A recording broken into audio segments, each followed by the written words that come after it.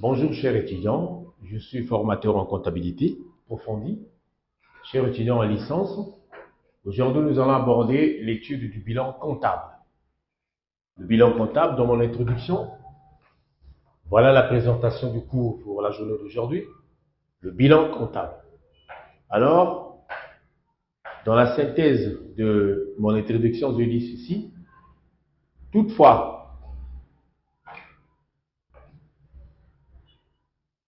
un actionnaire, propriétaire d'une entreprise, alors, il a un projet. Le projet sur lequel il veut créer une entreprise. Alors, pour créer cette entreprise, les actionnaires ont besoin de rassembler des moyens financiers, des moyens matériels, des moyens humains, également de la gestion du temps. J'insisterai sur le point de départ, les moyens financiers. Alors, ces moyens financiers, soit ça peut sortir de lui-même, comme égal au fonds, soit il peut aller chercher des fonds à l'extérieur, au niveau par exemple d'autres agents économiques, des banques ou auprès d'autres fournisseurs. Alors, une fois les fonds trouvés, ça pourra lui permettre de rassembler ses moyens afin d'acquérir ce qu'on appelle du bien matériel et du bien matériel et immatériel disponible pour son exploitation. Alors, grâce au fonds trouvé, qui va lui permettre de acquérir le bien matériel et le bien immatériel. Alors, c'est à partir de là que nous pouvons présenter quelques éléments du bilan. Et nous avons dit que le bilan, c'est quoi? Le bilan, c'est un document comptable. Le bilan, c'est un document comptable de synthèse qui nous fournit à une date donnée des valeurs de l'ensemble des biens réels, monétaires dont dispose une entreprise. Voilà. Alors, je peux le présenter dans ce sens. Le bilan est composé de deux parties. Vous avez ici, du côté gauche, ce qu'on appelle l'actif, et du côté droite, on appelle ça le passif. Vous avez ici le passif qui représente les ressources.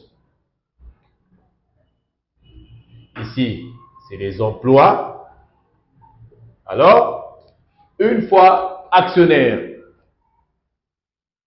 l'actionnaire, il a un projet de réaliser ou de créer une entreprise.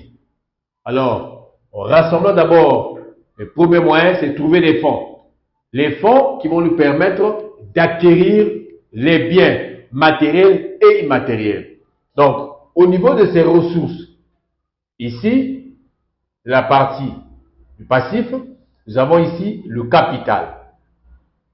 Nous avons ici le capital qui représente l'ensemble des ressources financières. Quand je parle des ressources financières, nous allons avoir soit le capital propre lui-même, qui revient de lui-même, soit le capital humain. Le capital humain. Alors, ici, ça pourra nous permettre, une fois trouvé ces capitaux, ça pourra nous permettre d'aller investir ou acquérir les biens, l'ensemble des biens. L'ensemble des biens. Alors, vous avez ici les biens. Donc, grâce aux ressources que l'actionnaire possède, pourra permettre d'aller acquérir les biens matériels et immatériels. Alors, parmi les biens, je donne un exemple. Une fois dans le capital, quand il va acheter soit le terrain, Le terrain, ça fait partie des biens qui va lui permettre d'investir ou de construire des bâtiments, qui vont lui permettre également d'exploiter également ces bâtiments en inclusion du matériel. Après le bâtiment, il peut construire du terrain et ensuite maintenant de faire équiper le bâtiment par le matériel. Alors, tout ça, ça fait partie des biens grâce aux ressources que l'actionnaire a pu acquérir pour la vision, c'est pour exploiter l'activité de son entreprise. Alors, à partir de ces ressources, il a pu obtenir le terrain, le bâtiment et du matériel. Alors, une fois rassemblés ces biens, ça pourra lui permettre maintenant de faire équiper ce bâtiment-là avec le matériel, également avec le personnel. Le personnel et ensuite maintenant rassembler d'autres actifs aussi qui vont lui permettre également pour le fonctionnement. Alors, nous avons ici l'actif, par exemple, nous avons ici également les disponibles qui vont lui permettre dans le fonctionnement. Donc, également, nous avons besoin aussi également des clients qui viendront dans le besoin de l'activité de l'entreprise. Également, les disponibilités des fonds qui seront placés au niveau des banques, au niveau des banques, nous avons au niveau d'abord des caisses et au niveau de la banque. Alors, des disponibilités. Donc, grâce aux ressources qu'on appelle les capitaux propres, que l'actionnaire a pu acquérir le terrain, le bâtiment, le matériel, le personnel, les clients et avoir des disponibilités dans les caisses et les banques. Alors, une fois trouvé cela, alors, c'est ça qui regroupe ce qu'on appelle l'ensemble des éléments du bilan. Donc, voilà le bilan. Et ce bilan, nous appelons ça le bilan d'ouverture. C'est un bilan d'ouverture qui se présente dès le premier mois de l'année N. Et ensuite, il y a le bilan qui est présenté au 31 décembre de l'année N. On appelle ça le bilan final. Bilan final ou bilan de clôture. Alors, ça c'est le bilan d'ouverture ou le bilan initial. Qui se présente au début de l'exercice. Entre le bilan d'ouverture et le bilan final, nous avons la période de l'exercice comptable. Donc, l'exercice comptable est présenté entre le début de l'année et la fin de l'année. Nous avons ici l'exercice comptable. C'est à partir de là que nous allons voir comment l'entreprise est en train de fonctionner au niveau de ses activités. Nous sommes donc nous sommes au niveau d'abord du bilan. Nous sommes au niveau du bilan, le bilan initial, le bilan d'ouverture. Alors, moi je parlais du capital, qui représente le capital propre. Il y a aussi que nous pouvons avoir, par exemple, l'entreprise ou bien l'actionnaire lui-même ne peut pas avoir des fonds propres. Il peut aussi aller chercher des fonds à l'extérieur, au niveau, par exemple, des banques, au niveau des banques aussi, au niveau des fournisseurs. Voilà. Également, ça, auprès des banques, il peut aller négocier des fonds pour démarrer une activité. Il peut aller aussi négocier au niveau des fournisseurs pour avoir du moyen matériel. Alors, une fois que le bilan est établi, alors l'actionnaire passe au niveau du fonctionnement de ces activités qu'on appelle période d'exercice. Donc, voilà, d'une manière que je viens de présenter le bilan. Dans mon cours, j'ai dit ici, après la définition du bilan, le bilan est un document comptable de synthèse qui nous fournit à une date donnée. Voilà, qui nous fournit à une date donnée. Quelle date? C'est la date d'ouverture début de l'exercice. Donc, c'est un document ici comptable qui permet à fournir des informations du début de l'activité, date de l'activité, début de période. C'est la raison pour laquelle on appelle ça le bilan d'ouverture, le bilan initial. Donc, c'est un document comptable composé de deux parties, l'actif et le passif. Donc, le passif, c'est qui regroupe l'ensemble des ressources. Grâce aux ressources, l'actionnaire a pu avoir la possibilité d'acquérir les biens qui vont nous permettre de réaliser l'activité de l'entreprise. Sans les ressources, nous ne pouvons pas acquérir les biens. Raison pour laquelle, au départ, nous appelons ça le bilan d'ouverture. Donc, document comptable qui permet à fournir des informations à partir d'une date donnée.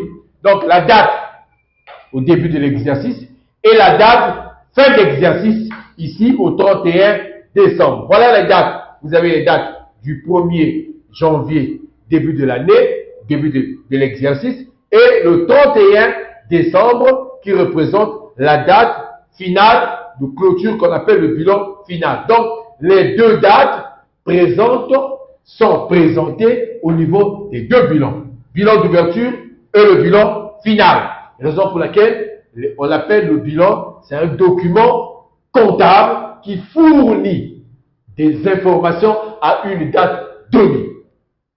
Alors, les valeurs d'ensemble des biens, les biens réels, monétaires, dont dispose une entreprise. Alors, les valeurs, je viens de parler, les valeurs monétaires, les biens, voilà les biens, l'ensemble des biens dont dispose une entreprise grâce aux ressources qu'il a pu obtenir. Donc, il est composé de deux parties que je viens de situer. Également, ici, nous faisons l'analyse. L'analyse de l'actif et le passif du bilan. Alors, une fois, le bilan est composé de deux parties, l'actif et le passif. Nous allons voir comment est analysé les éléments du bilan. Nous commençons par le premier élément, l'actif du bilan. L'actif du bilan, nous avons dit ceci, c'est la partie gauche du bilan qui enregistre les emplois, c'est-à-dire tout ce que l'entreprise possède et ce qu'il lui doit. Nous avons ici l'actif immobilisé, nous avons ici l'actif circulant. Concernant l'actif immobilisé, c'est l'ensemble des biens ayant un caractère durable, tels que les immobilisations, vous avez les terrains, les bâtiments par exemple, et les immobilisations corporelles. Vous avez par exemple le bâtiment que je viens de citer. Alors, tout ça, ça fait partie de l'actif immobilisé. Dès au départ, j'ai dit que l'actif du bilan, c'est la partie gauche du bilan qui enregistre les emplois. Donc, tout ce que l'entreprise possède. Voilà. Nous sommes ici. Tout ce que l'entreprise possède. Voilà. Ça, c'est la partie qu'on appelle l'actif du bilan, composé de l'actif immobilisé et l'actif circulant. Nous avons dit à propos de l'actif circulant, l'ensemble des biens qui n'ont pas un caractère permanent dans l'entreprise, tels que les marchandises, les clients. Nous sommes ici au niveau des marchandises et les clients. Voilà ce qu'on appelle l'actif circulant. Marchandises, parce qu'une fois nous avons équipé les bâtiments, si c'est une activité commerciale, et nous avons besoin des clients qui viendront pour acheter de la marchandise, et raison pour laquelle ce sont des biens qui ont un caractère non durable. Alors, nous avons parlé de l'autre côté, ici, du bilan qu'on appelle le côté droit du bilan. Le côté droit du bilan, on appelle ça le passif du bilan. Le passif du bilan qui représente l'ensemble des ressources ou des dettes. Alors, appartenant par l'entreprise, elle a permis d'acquérir les biens que l'entreprise possède. Alors, ici, c'est la partie droite du bilan. Les ressources. Alors, grâce aux ressources, l'entreprise a pu acquérir l'ensemble des biens et des dettes. Ah, voilà. Nous avons ici, d'où viennent ces ressources que représentent ces fonds?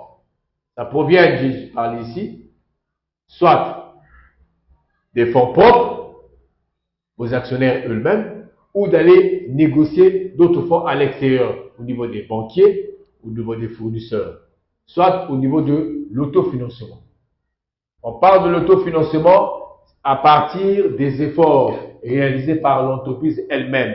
Une fois le bilan de clôture a donné de résultats, le bilan de clôture a donné le résultat, c'est à partir du résultat, là je parle du bilan final, le bilan final nous présente un résultat.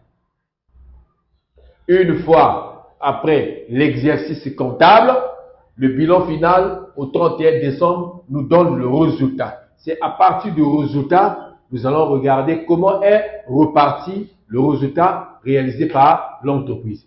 Il y a ce qu'on appelle les dividendes,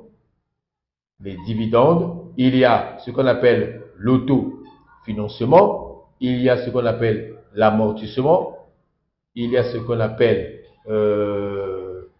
oui, donc je prends un peu les trois facteurs. Alors pour la répartition du résultat, vous avez les dividendes, vous avez l'autofinancement, vous avez ici l'amortissement. Il y a également aussi le report à nouveau. Report à nouveau. Par exemple, ici. Alors, nous parlons au niveau du bilan final qui est présenté au 31 décembre. Après une activité, l'activité de l'exercice comptable. Alors, la répartition du résultat, une fois au niveau des dividendes, c'est ça qui représente aux propriétaires de l'entreprise ou aux actionnaires. C'est une part qui leur revient. De l'autofinancement, ça fait partie des ressources que l'entreprise se fait autofinancer elle-même. Alors, au lieu d'aller chercher des fonds ailleurs, au lieu d'aller chercher des fonds auprès des banquiers, par rapport à ce que l'entreprise a pu recevoir au 31 décembre, nous n'avons plus la possibilité d'aller chercher des fonds à l'extérieur. Nous allons se faire autofinancer. Raison pour laquelle ça fait partie des fonds qui viennent pour augmenter le capital propre de l'entreprise. Nous avons l'amortissement, une part de la répartition de résultats. Ici, l'amortissement parce qu'une fois, nous avons au départ acheté, acquérir des biens mis à la disposition de l'activité de l'entreprise, à fond. 30 jours après ou 12 mois après, nous avons constaté que le matériel que l'entreprise avait exploité est amorti. Alors, ça demande le remplacement, ça demande l'investissement, un nouveau investissement. Comment nous allons remplacer ce matériel? C'est grâce à une répartition de fonds que nous avons trouvé à partir du résultat. Alors, raison pour laquelle nous parlons de l'amortissement. Donc, une partie du résultat trouvé, ça pourrait nous permettre d'acquérir le nouveau matériel pour démarrer une nouvelle activité comptable. Alors, quand on parle de report à nouveau, une fois le report à nouveau, le report lorsque le résultat n'est pas reparti. Lorsque le résultat n'est pas reparti, alors nous pouvons parler de report à nouveau. Voilà, d'une manière générale, comment est présenté le bilan comptable.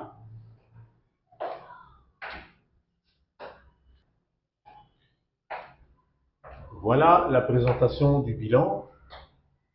Le tableau est devant. Il est présenté de deux parties.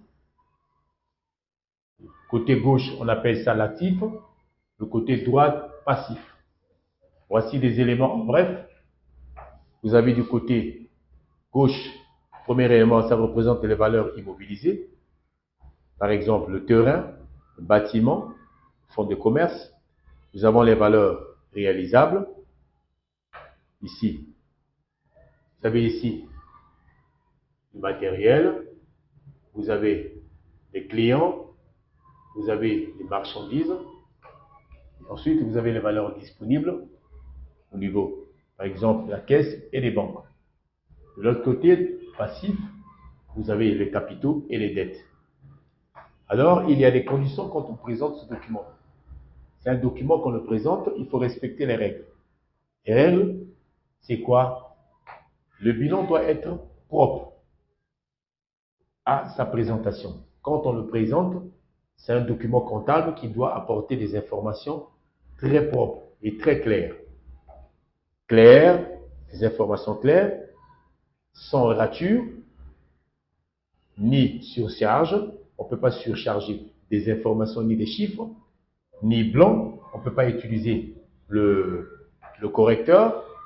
Alors, il doit être fidèle à présenter sa situation à une date précise. Voilà. La date précise, c'est par rapport à quoi? Donc, quand on parle de la date précise, on regarde lorsqu'on présente le bilan au début de l'année ou au début de l'exercice, c'est le bilan d'ouverture. Donc, précise, quand on le présente, vous écrivez bilan au 1er janvier de l'année. Ça, c'est le bilan d'ouverture. Par exemple, ouverture ou le bilan initial. Et ensuite, il y a le deuxième bilan, après l'activité comptable, qui est présenté au 31 décembre, qu'on appelle le bilan final. Ce que nous allons voir prochainement. Alors, ici, c'est là où je vais terminer le cours d'aujourd'hui, la détermination du résultat et de la situation nette. Voilà le cours que nous allons voir, comment on détermine le résultat dans le bilan. Merci beaucoup, chers étudiants, et on nous revoit prochainement.